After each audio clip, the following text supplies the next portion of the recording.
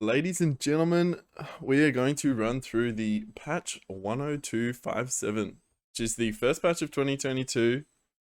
I think a lot of people had been waiting for this just because the meta felt quite stale and everyone was kind of sick, especially me, was sick of the Mongol Tower Rush.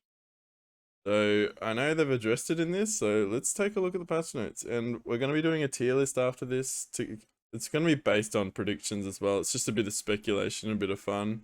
Obviously, it's not going to be set in stone, and we're just going to see how the meta unfolds after this patch. So this is coming out tomorrow, which by the time you watch this, you may already be tomorrow, and it might be live. So let's go through general. The rate that we widen the acceptable pool of appropriately skilled players to match it with has been increased by 67%. Wow, that's interesting. I don't actually know what the gap was before, but I know for a lot of like high elo players, this is going to be really nice for them because I know they had like queues that took forever. Scouts now move 35% slower while carrying animal carcasses. That's actually nice. I think a lot of people will still think that this is OP. The professional scouts better, but this is really nice. You can actually deny them. So if you make horsemen or something like that, they can actually like keep up with them and do some solid damage to your scouts. So it'll be nice to see how this unfolds. I really like this change. It's a step in the right direction. I don't know. I still think professional scouts will be really good, but we'll see. Horsemen age 2 to age 5 ranged armor increased by 1 at each tier. Okay. I wonder, is that +1 armor on top of what they already have? I'm not sure, but if it is, that's a nice change. Basically, this is going to mean that they actually will counter archers now. I don't know how much of a difference it'll make in age 2. But it's a step in the right direction. I still think that'll be a really bad late game. Like the ranged armor isn't going to stop a lot of what's already killing it in the later stage of the game. I think the health pool is too small. Things like mangonels and stuff will still melt them.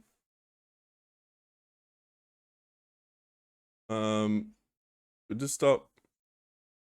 No, it won't, because they have ranged armor, not melee armor. So it won't help with like man-at-arm rushes or anything like that. HRE. Spearmen now activate the spear wall ability correctly. Thank book. Man, coming up against French, especially out of all the civs, I think was really difficult because your spears were just not bracing, and it made it hard for you to get like safely out of age 2 without taking any damage. Fix an instance of the prelate getting stuck while inspiring and would no longer inspire other units. Okay. See how that plays out. Rus, horse archers now attack slower. Fire rate changed from 2 to 2.5. Does anyone in chat know, what were they firing at before this change? Because I know that they were bugged, and I don't know if they're saying they're fixing the bug or if they're actually just reducing the attack speed altogether. They were firing at 1.5. Okay.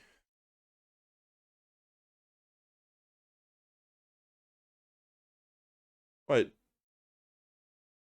So if they're going 2.5, that means it's going to be a big nerf. Okay, that's a pretty big nerf then. Horse archers no longer receive additional attack speed and additional damage from the incendiary arrows technology. Okay, this is good because Imperial, they were just shooting so fast and doing so much damage. I don't know the actual buffs that they were getting, but it was just ridiculous.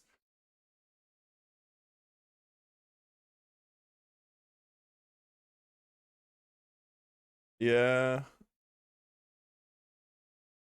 So the horse archer attack speed change, we'll see what this looks like when it's actually launched. It might be, we'll see. If it's still bugged, they might even change it down to 2.0, which someone in chat is saying, well, Dinky's saying he reckons it will change to 2.0, but we'll see. Warrior Monks now moves 25% slower while carrying a relic. That's nice. I think that's a good change. Literally nothing could catch this. Like, as soon as a warrior monk had a relic, unless you kind of cut it off from a different direction, there was no way of stopping this guy. So this is a nice change as well. Overall, I think these are the changes we need to see for Rus. I still think they're going to be like the strongest water civ, or at least top 2 water civ. But this is a really good change for the dominant fast castle strategy. And this is going to throw a spanner in the works when it comes to the tournament that's coming up. I'm actually so stoked. Oh, all right, let's continue moving. Let's continue moving on. Mongols starting wood decreased by 50. Updated to clarify previous word. Okay, good. I think they started with extra wood for no reason, especially considering that that they don't need houses, where every other civ needs houses. These guys didn't, and they were starting with extra wood, so they could build the OVU and do all their other shenanigans pretty easily.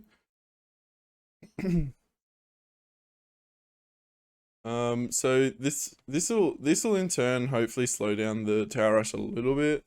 But also again here, outpost cost increased from 70 wood to 100 wood.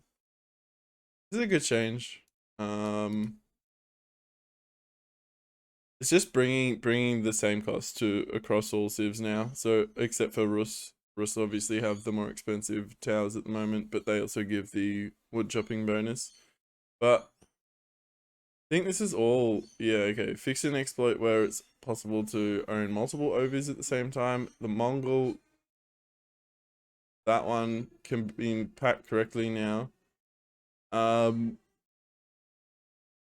think this is a good start for nerfing the tower rush, but I'm pretty sure that this will still be really strong option for the Mongols, because I think the biggest problem comes from the OVU. The Mongols being able to double train pikes, coming into your base and towering up your base, and then being able to age off the back of that pretty easily. I guess now they'll have to chop more wood to like execute this strategy, which is obviously beneficial for whoever is versing the Mongols. But I still think the tower rush will be really strong. We'll see. We'll see how much this kind of sets them back. I still think they'll be really good. Delhi, Spearman. Oh, I took a quick glance at these changes and I was stoked. Anyway, let's jump through them. Spearman now activate the spear wall ability correctly. Okay, so now the Spearman brace actually works. Nice. This was a big issue for HRE and Delhi because of one, French Knights in Age 2. You couldn't brace them when they're kind of charging on your villages. And two was the big Fire Lancer balls that will come at you when you didn't have any counter. Delhi has the elephants, but obviously they're still slow moving, and Fire Lancers are fast moving. And so Spearmen seemed like pretty much the only viable option when it came to these civs, or any civ for that matter. And they didn't have the option of brace, but now we do. So this is really nice. Like, finally, this is being fixed. Keep tech times are no longer increased while in the influence of a mosque. Woo! What does this mean for us? Oh, when I say us, I mean Delhi. The Delhi main. Yeah, so this is gonna be good. So I think one of the big things now is we might see the keep boom coming out more. So there's a tech in the keep that allows you to train villagers from your keeps, as well as scouts. And usually that was a 5-minute tech time, so it has a 5-minute base research time. But when it was in the influence of a mosque, that will go up to as high as like 20 minutes to research. So now we'll probably be able to get this this tech in within like 2 minutes or something like that. And then if you build a bunch of these around your base, you'll probably be able to just have a massive villager boom. Because if you go up with the compounded defender, each keep costs 600 stone. which is the same price as a town center, but obviously you're also getting the defense benefits of having keeps. So this is nice. There's also other techs that you can get now, like boiling oil, and you don't have to wait forever to get it. Piety? Base research time reduced from 600 seconds to 135 seconds. This is one of the Age 2 techs. I don't know which one it is. I think it's the one that gives your scholars more health, if I'm not mistaken. Yeah. Explosives base research time 300 seconds to 900 seconds. Yeah, so this is scholar health. I don't know what explosives is. Increased. What's explosives? Does anyone know in chat?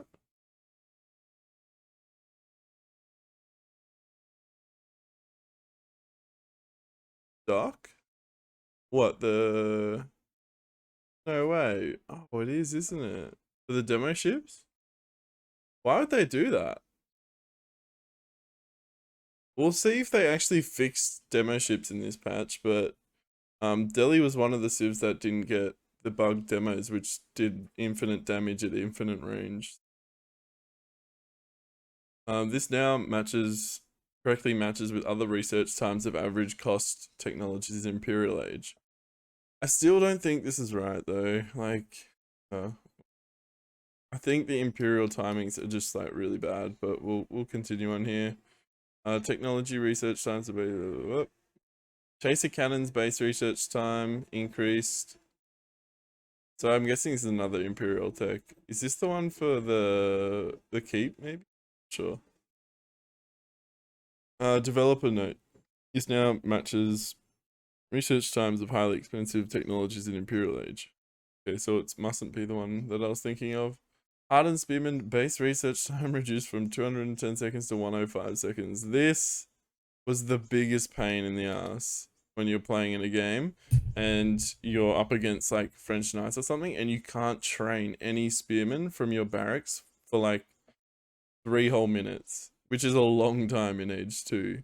That's like getting up to Age 2. If someone's doing a fast castle, they're up within 3 minutes of getting to Age 2. So that's how long Hardened Spearman time is going. If you never made Spearman in the early game and then you had to take all the way up to like the Imperial level of Spearman, it would just take so long. And this was one of the reasons why as well. This is really nice. Sanctity based research time reduced 300 seconds to 210 seconds. Oh, this is amazing. Oh, it's so nice that some of these are being addressed. I think there's still a lot more Delhi bugs, but I think these are some of the big ones that they're knocking over right now, which is really nice. So I know a lot of these techs, they were unintentionally taking a way longer than they were meant to be, and now these are being addressed now. So Sanctity, this is going to be really good to like punish or at least get sacred sites before your opponent goes to castle. Because if someone's doing a fast castle in your Delhi, one, you can't do any sort of ram pressure because siege engineering takes too long. And you could only get the sacred sites around the time of when they're aging to castle. So now you should be able to get it before them, which gives you a head start on the gold income, which means you can get up to castle quicker. Overall, just really nice for Delhi. Obviously a 90-second buff is amazing. And if you get up to Age 2 at like 4 minutes, you're going to be able to start getting the sacred sites at 7:30, which is awesome. I hope that quick math was correct, but herbal medicine. So these are more mosque, another mosque one. I think this is the heal rate, increase the heal rate of your scholars. And then honed blades base research time reduced from 1350 to 300 seconds.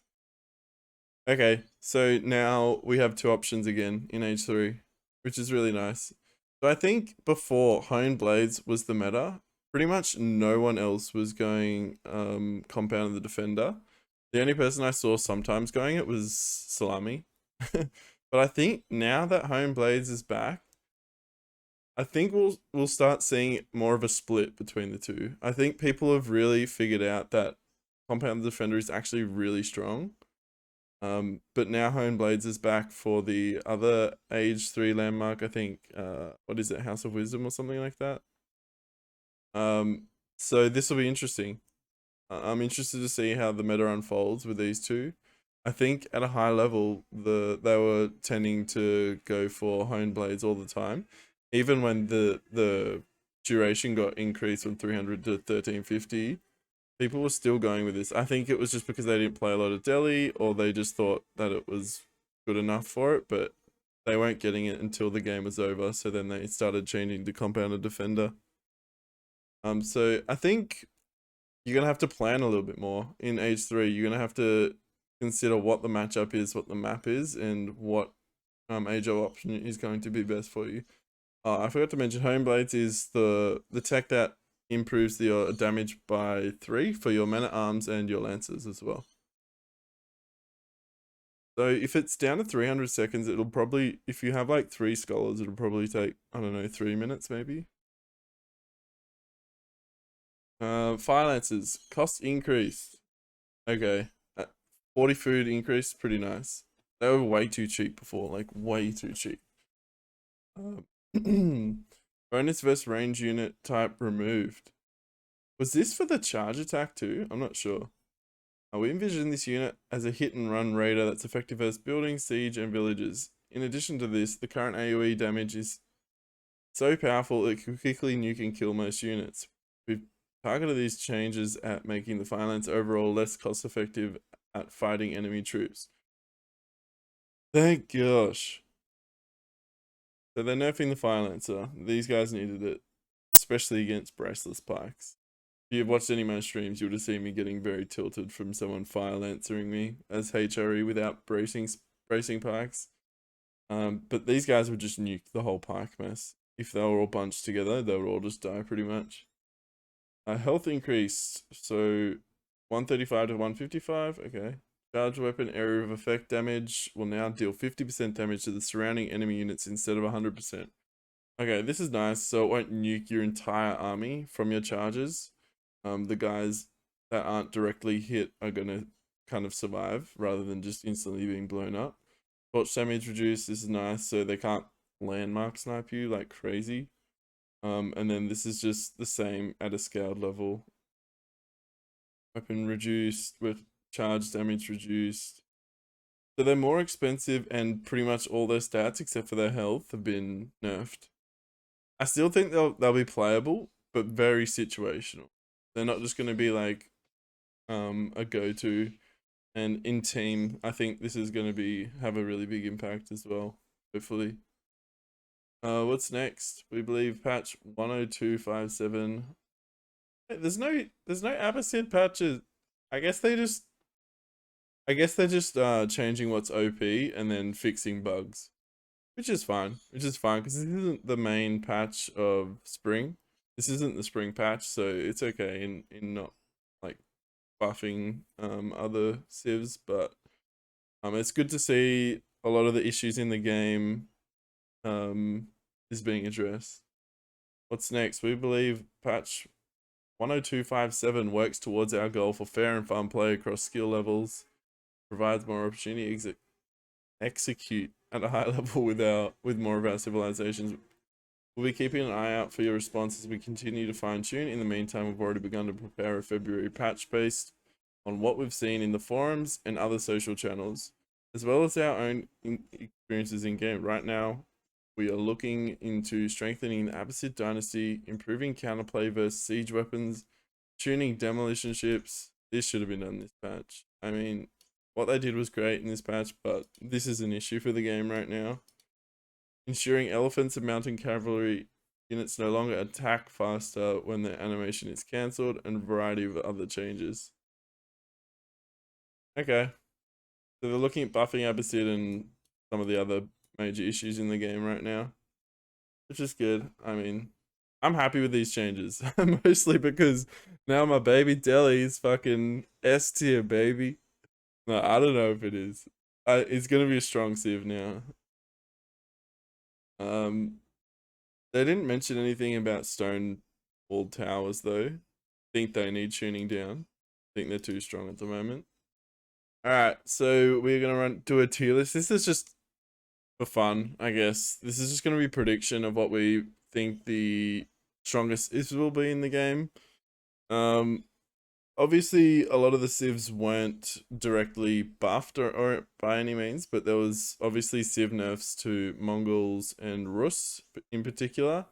And a lot of the bug fixes will be buffing Delhi, HRE. Actually, that's it. Alright, so we're gonna do. Should we start off with the civs that we'll start off with the civs that were changed in the patch. So Mongols, I think still S tier. They've slowed down the tower rush, but outside of the tower rush, I still consider Mongol to be an S tier civ. The OVO isn't nerfed. They can still build siege on the battlefield, still double produce units, still have the annoying as Hook Khan. So I still think they're up in the S tier. And I won't be planning on playing them anytime soon. I just don't enjoy their playstyle or versing them. So moving on. China, S tier. I think China hasn't been explored yet, and like a lot with the Age 2 play that they have available with the Zug News and things like that. I also have seen China be very successful on water. I haven't explored it much, and I just think they haven't been explored enough, but I know the Zug Nu is like the best Age 2 unit. With the exception, arguably, the Knight is good because it counters the Zug Nu. But I think the Knight is also pretty hard countered by pikemen now, especially now that all civs have bracing pike. They have the best boom potential in Age 2 and beyond, outside of the Regnitz Cathedral. They have the strongest siege in the late game, so they have really strong early, really strong late, have the best boom potential, and solid on water.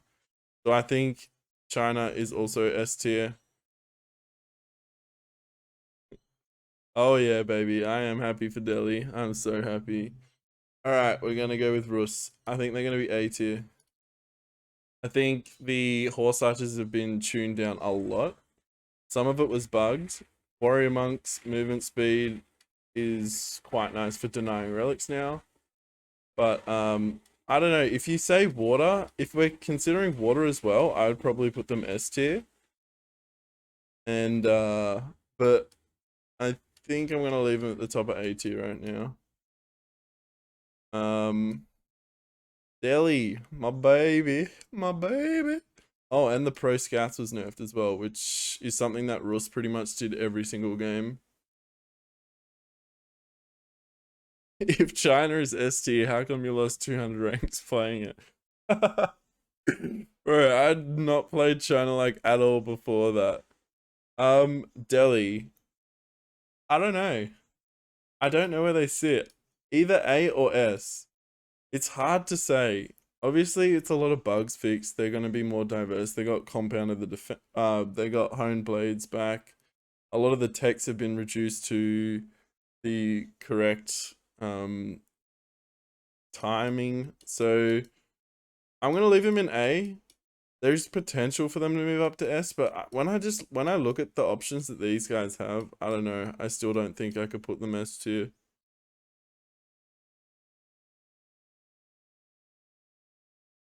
Dinky says, I feel like Mongoloids are the only S tier. Yeah, maybe you're right. I don't know. It's pretty arguable as to whether China is S or A. Let's put him in A then. I want to put all of them in A, dude. Let's put HR in B tier. Is that right? Yeah. Yeah, but when I look at this as French as well, I want to like. Do we ever put?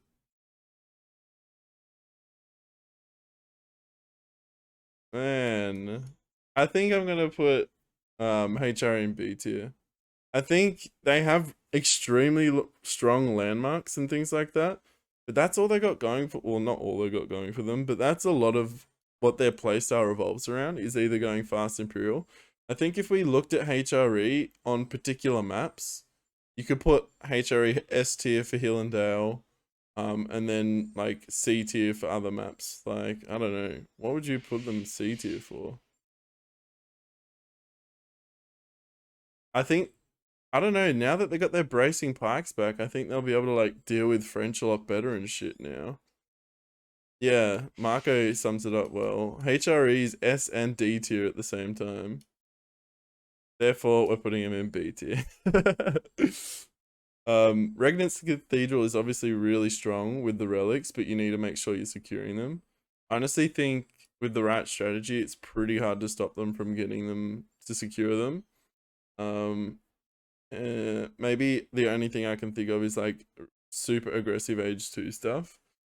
And then if they get to Imperial, they have the Palace of Swabia where the villas are just like crazy strong. Like the landmark is crazy strong, I should say. Vills costing 12 food and train at 4 times the speed. Really good, but also, I don't know. This one's a hard one. I'm just gonna leave it at B for the time being. What about French?